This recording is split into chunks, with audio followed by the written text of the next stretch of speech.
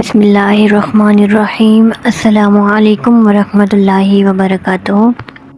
Guys, ہم لوگ دعوت اسلام کے لیے جہاں جہاں خطوط بھیجے گئے، ہمارا ٹاپک یہ تھا، اس پر بات کر رہے تھے، تو اس کے متعلق آج آخری ویڈیو ہوگی کہ جو لوگ ہجرت کر کے حبشہ چلے گئے تھے ان میں حضرت ام حبیبہ جو کہ حضرت امیر معاویہ کی بہن بھی تھی، ان کے شوہر کا انتقال ہو چکا تھا، اس لیے حضور صلی اللہ علیہ وآلہ وسلم نے نجاشی کو لکھ بھیجا کہ ام حبیبہ کو شادی کا پیغام سنا دو اور میرے پاس بھیج دو۔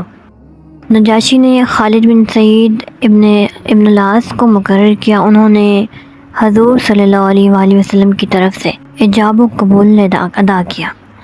نجاشی نے حضور صلی اللہ علیہ وآلہ وسلم کی طرف سے مہر ادا کیا، جس کی تعداد 400 اشرفیہ تھی۔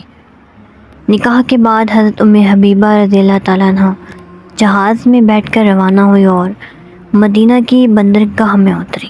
حضور صلی اللہ علیہ وآلہ وسلم اس وقت خیبر میں تشریف رکھتے تھے۔ حضور صلی اللہ علیہ وآلہ وسلم اکثر نجاشی کے حالات حضرت ام حبیبہ سے پوچھا کرتے تھے۔ عزیز مصر مقوقس کو آپ وسلم نے جو خط لکھا تھا، اس کے جواب میں اس نے عربی زبان میں یہ خط لکھا، جس کا ترجمہ کچھ یوں ہے کہ محمد بن عبداللہ کے نام مقوقس رئیس قبط کی طرف سے السلام علیکم کے بعد میں نے آپ کا خط پڑھا اور اس کا مضمون اور مطلب سمجھا۔ مجھ کو اس قدر معلوم تھا کہ ایک پیغمبر آنے والے ہیں، لیکن میں یہ سمجھتا تھا کہ وہ شام میں ظہور کریں گے۔ میں نے آپ صلی اللہ علیہ وآلہ وسلم کے قاصد کی عزت کی اور 2 لڑکیاں بھیجتا ہوں۔ میں نے آپ صلی اللہ علیہ وآلہ وسلم کے قاصد کی عزت کی اور 2 لڑکیاں بھیجتا ہوں جن کی قبیلوں میں بہت عزت کی جاتی ہے، اور میں آپ صلی اللہ علیہ وآلہ وسلم کے لیے کپڑا اور سواری کا ایک خچر بھیجتا ہوں۔ بالآخر عزیز مصر اسلام نہیں لایا۔ 2 لڑکیاں جو بھیجی تھی ان میں ایک ماریہ قبیطہ تھی جو حرم نبوی صلی اللہ علیہ وآلہ وسلم میں داخل ہوئی، دوسری سیرین جو حضرت حسان کے حصے میں آئی۔ خچر کا نام دلدل تھا، جس کا ذکر اکثر احادیث کی کتابوں میں آتا ہے۔ جنگ حنین میں آپ صلی اللہ علیہ وسلم اسی پر سوار تھے۔ تبری نے لکھا ہے کہ ماریہ اور سیرین حقیقی بہنیں تھیں، اور حضرت حاتب ابن بلتہ جن کو حضور صلی اللہ علیہ وسلم نے مقوقش کے پاس خط دے کر بھیجا تھا، ان کی تعلیم سے دونوں خواتین خدمت نبوی میں پہنچنے سے پہلے اسلام قبول کر چکی تھیں۔ اس واقعے کو اس حیثیت سے دیکھنا چاہیے کہ یہ دونوں خواتین لونڈیاں نہ تھیں اور اسلام قبول کر چکی تھیں، اس لیے حضور صلی اللہ علیہ وآلہ وسلم نے ماریہ سے نکاح کیا ہوگا، نہ کہ لونڈی کی حیثیت سے وہ آپ صلی اللہ علیہ وسلم کے حرم میں آئی۔ روسائے عرب کو جو خط لکھے گئے تھے ان کے بھی جواب مختلف آئے۔ خوزہ ابن علی رئیس یمامہ نے لکھا، تم جو باتیں کہتے ہو وہ نہایت اچھی ہیں، اگر حکومت میں کچھ میرا بھی حصہ ہو تو میں تمہاری اقتداء کے لیے تیار ہوں۔ اسلام حوث ملک کے لیے نہیں آیا تھا۔ آپ صلی اللہ علیہ وآلہ وسلم نے فرمایا، زمین کا ایک ٹکڑا بھی ہو تو میں نہیں دوں گا۔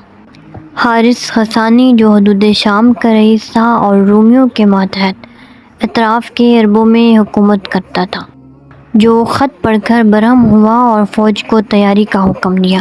مسلمان اس جرم کی پاداش میں ہر وقت اس کے حملے کے منتظر رہتے تھے، اور آخر معطا اور تبوک وغیرہ کی لڑائیاں پیش آئیں۔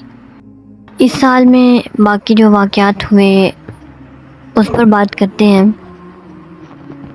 حدیبیہ کی صلح کو خدا نے فتح کہا ہے، لیکن اجسام کی نہیں قلوب کی۔ اسلام کو اپنی اشاعت کے لیے امن درکار تھا، اور وہ اس صلح سے حاصل ہو گیا۔ اس صلح کو خود دشمن فتح سمجھتے تھے۔ قریش اور مسلمانوں میں اب تک جو مارکے ہوئے، فوجی حیثیت سے قریش کی صف میں ہر جگہ خالد بن ولید کا نام ممتاز نظر آتا ہے۔ جاہلیت میں رسالہ کی افسری انہی کے سپرد تھی۔ احد میں قریش کے اکھڑے ہوئے پاؤں انہی کی کوششوں سے سنبھلے تھے۔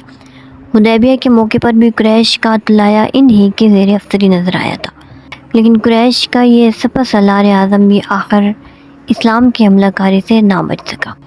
صلح حدیبیہ کے بعد حضرت خالد نے مکہ سے نکل کر مدینہ کا رخ کیا۔ راستے میں حضرت عمرو بن عاص ملے، پوچھا کدھر کا قصد ہے؟ بولے اسلام لانے جاتا ہوں۔ آخر کب تک؟ حضرت عمرو بن عاص نے کہا ہمارا بھی یہی ارادہ ہے۔ دونوں صاحب ایک ساتھ بارگاہ نبوی میں حاضر ہو کر اسلام سے مشرف ہوئے، اور اب وہ جوہر جو اسلام کی مخالفت میں صرف ہو رہا تھا اسلام کی محبت میں صرف ہونے لگا۔